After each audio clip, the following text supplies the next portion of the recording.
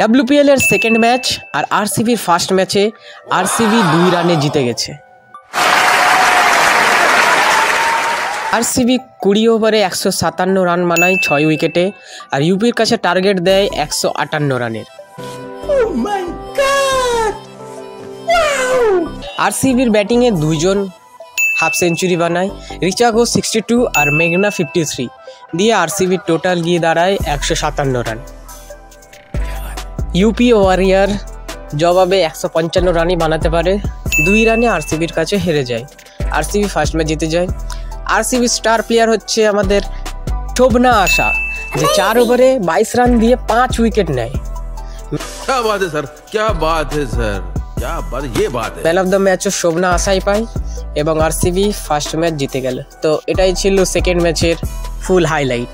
তো ক্রিকেট সম্বন্ধে, আইপিএল সম্বন্ধে আরও আপডেট জানার জন্য চ্যানেলটা সাবস্ক্রাইব করো, শেয়ার করো, কমেন্ট করো, লাইক করো।